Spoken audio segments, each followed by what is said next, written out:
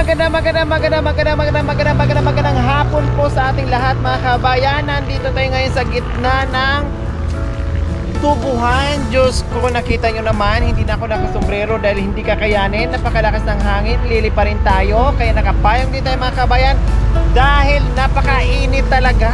Diyos ko, buti na lang mahangin. Dahil kung sobrang init tapos wala pang hangin na po, kakapusin tayo ng hininga mga kabayan. Dahil hirap po talaga huminga kapag sobrang init tapos walang hangin. Kaya buti na mga kabayan, no, yung mga nagtatrabaho dyan sa tubuhan mga kabayan, no, naibsan yung sobrang init dahil ito nga mahangin mga kabayan. Ilang buwan na ganito na sobrang lakas talaga ng hangin. Pag ito nga pag ito nga ang payong mga kabayan, pag hindi mo kayang pigilan, ako ililipad ka na parang parasyon, ganon, or babaliktad yung payong mo tapos goodbye na kasi nasira na.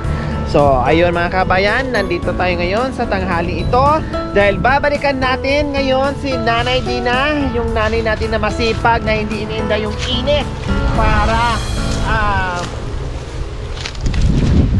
may pera pambili ng pagkain sa mga anak niya dahil sabi niya marami daw anak si Nanay Lina. Diyos ko, kaya napakasipag at tiyaga talaga ni Nanay Dina mga kabayan.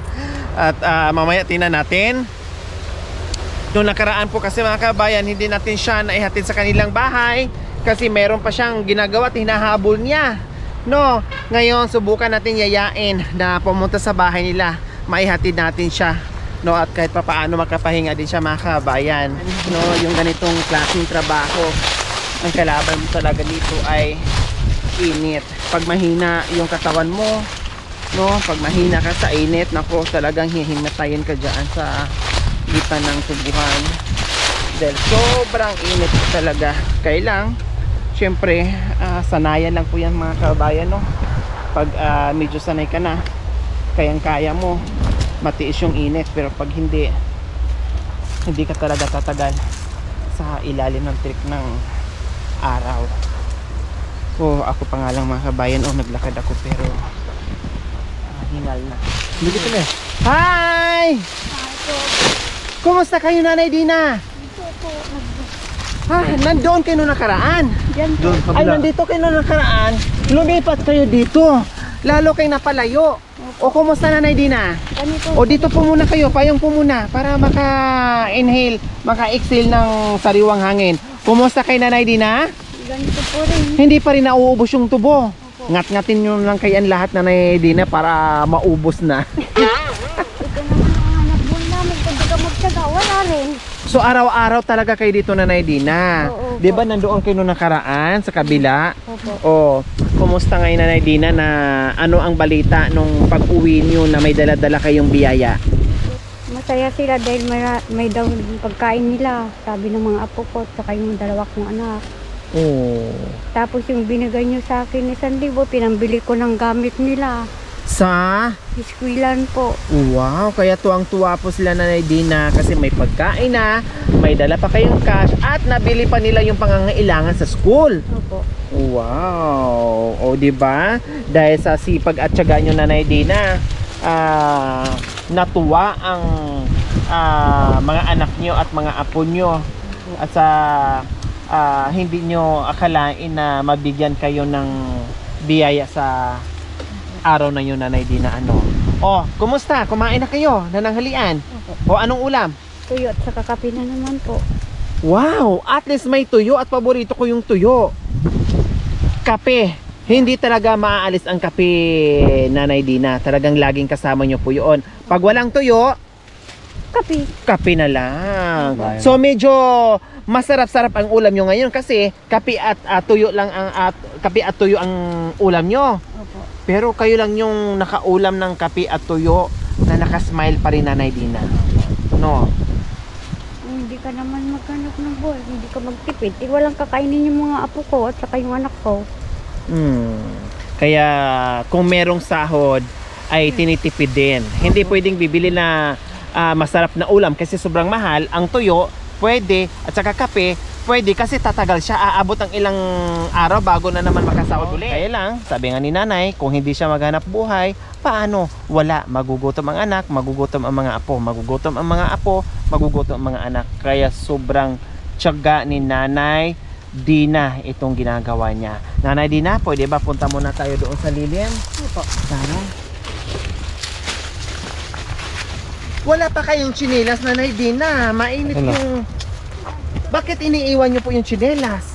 Kasi madulas yung dahon. Pati Oh, baka mamaya makaapa kayo ng dapaw. talim diyan sa sa tubuhan ko di masugatan niyang paan nyo. So ayan mga kabayan, nandito pahinga muna sa lilim kunti si Nanay Dina. At syempre napansin pala nila yung lagay ng kape. Dala nyo po yung lagay ng kape nyo, Nanay Dina. Ito po yon. Kasi mayroon kasing pahiram po nanay. So meron nag-comment kasi mga kabayan, kape ang ulam, pero in fairness, maganda yung lagayan ni nanay ng kape. Hindi po maganda mga kabayan. Kasi mayroon naman sa palengke, kung may brand, maganda po talagang ganito, no? Depende sa laki, may 1,000, may 800, may 500, may 600. So pero ito kay Nanay Dina sa palengke, meron kasi sa palengke lang na tabi-tabi lang, no, sa market lang nabibili na 100 plus o 100. Ito, mumurahin lang po ito mga Hiniram ko nun. Oh, at saka hindi pa pala ito kay nanay mga kabayan. Hiniram lang para lang meron malagyan na kape. At tinan nyo naman po mga kabayan, balat-balat na. Lumang-luma na siya mga kabayan. Hiniram lang po ito. Hindi po pala mismo kay nanay. Kasi may nag-comment kasi na na nakakape pero maganda daw yung lagay ng kape o tumbler ito. Ito po nanay, salamat po. So ayan din po, no, dito ko na rin sabihin sa harapan mismo ni nanay. Si nanay talaga ay yung baon niya ay walang ulam, no, talagang kape lang at kanin. Tamang-tama po mga kabayan na yung pagdating namin lunchtime na at bago namin siya madatnan mga kabayan, no, patapos siya sa kinakain niya, ay talagang on the spot yun na nakita namin na ang ulam niya ay kape at yun nga yung kanin, no, kasi may nag-comment din po doon mga kabayan na parang scripted. Nanay, maitanong ko po sa inyo, mas maganda yung galing po sa inyo. Ano bang ulam yun nung nakaraan na nakita namin kayo na kumakain? Kape talaga kasi wala naman kaming pambili. Sa kaming mag-uulam kapag nagsahod kami, ganun lang. Di ba po mga kabayan, sabi nyo parang scripted o tinanggalan ng ulam, kape yung pinakita. Hindi po. Sabi nga ni nanay, saka na lang kami makaulam pag merong sahod. Ganun talaga mga kabayan natin. Hindi kayo relate kasi hindi nyo naranasan yung ganitong buhay na tulad ni Nanay Dina. So ayan po mga kabayan, sabi ni Nanay Dina kanina ay ang ulam niya Kape at tuyo. kape at tuyo. Ito po, pakita natin uli. Ayan po. Kanin na lang po mga kabayan. Ito yung pinaglagyan ng inihaw na tuyo. Inihaw po ha, hindi siya prito. So aamunin ko. Sa amoy pa lang matakam ka na kasi amoy tuyo talaga. At meron pang naiiwan ng mga kapirasong tuyo. Bakat ng tawag nito. Yun, may tinik-tinik pa ng tuyo. Ayan po mga kabayan. Hindi lang namin nadatnan ngayon na kumakain si nanay kasi anong oras na? No, mga alas 1:30 na po ata ng hapon mga kabayan. Okay, Nanay Dina. Pwede ba umuwi muna tayo saglit sa inyo? Tapos balik na lang po kayo dito. Okay. Kasi marami nag-request at marami din nagtanong kung bakit kasi hindi namin kayo nahihatid nung araw na yun na nandito kami. Kasi hindi namin kayo naihatid dahil mayroon kayong tinatapos noon at ngayon. So ngayon, kung pwede pag bibigyan nyo po kami para naman kahit paano ay makita at mapasyalan namin yung tirahan nyo. Pwede po? Opo. Okay. Nakita niyo biyanan kong lalaki doon sa bahay namin na So nakahiga. ayan po mga kabayan, nandito na tayo sa lugar ni nanay. Pupunta tayo sa bahay niya. Kasi meron pala itong tinatago, no. At mansion pala itong bahay ni Nanay Dina. Ito yung bahay ni Nanay Dina. Opo, Yan po yung sinasabi nyo na biyanan. Hi po! Magandang hapon po sa inyo. Ayan. Nasaan po yung mister nyo, Nanay Dina? Wala po siya ngayon. Wala.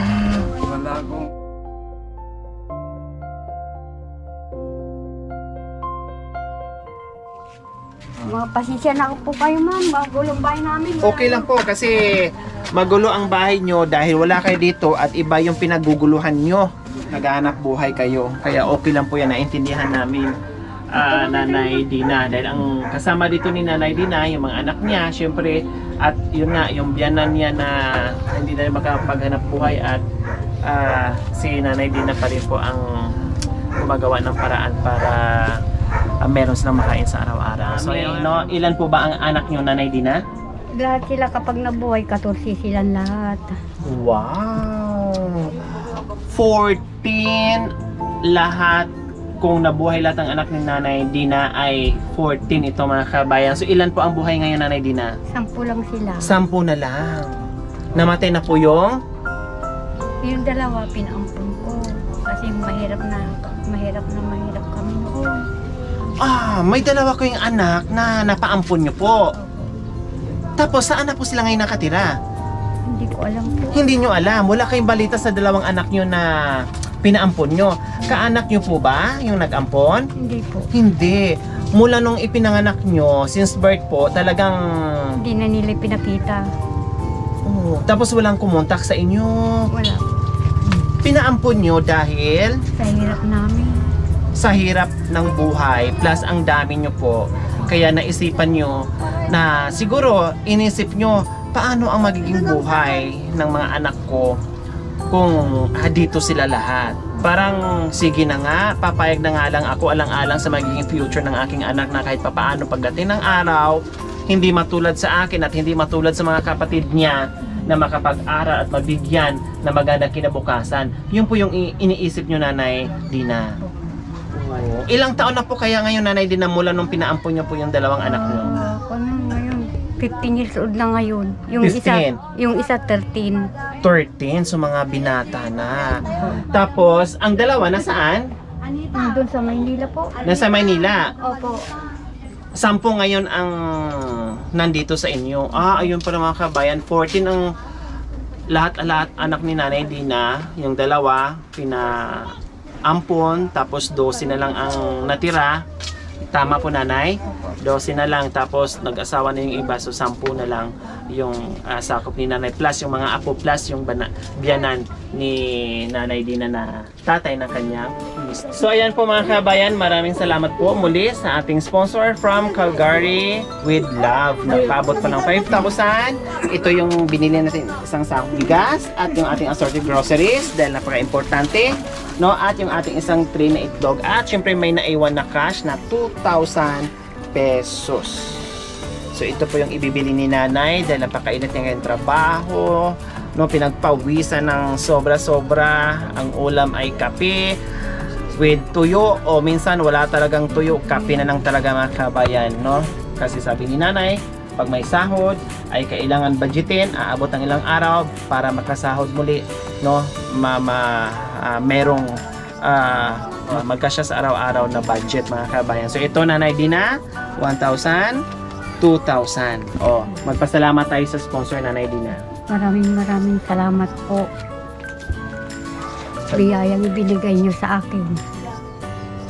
Thank you po.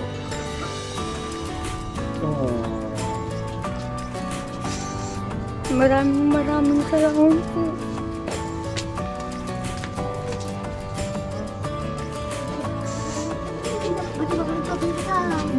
Binigay mo sa akin ang biyaya. Maraming salamat po sa binigay niyo sa akin. Ayan po mga kabayan. So ayan po mga kabayan, no? Damang-dama natin kung gaano kahirap. Isipin na lang natin kung paano yung buhay nila sa dami ng anak, no? Hindi yung trabaho ganyan. Kaya kung bakit sila nag-uulam ng ganyan. Ito ngang iba mga kabayan, isa, dalawa, tatlo ang anak pero hirap sa buhay, no?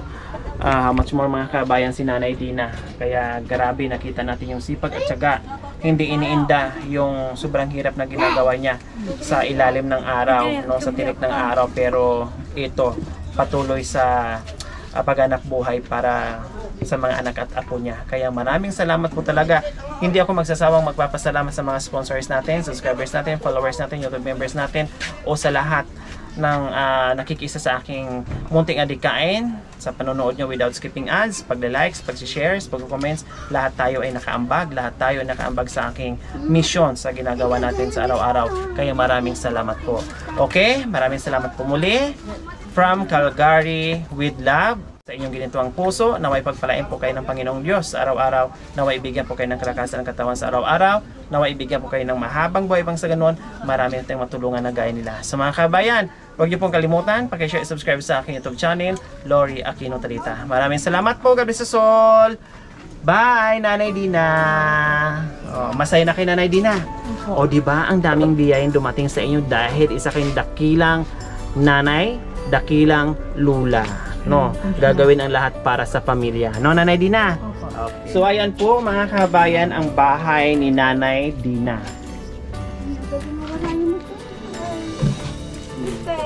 Ay, binaw.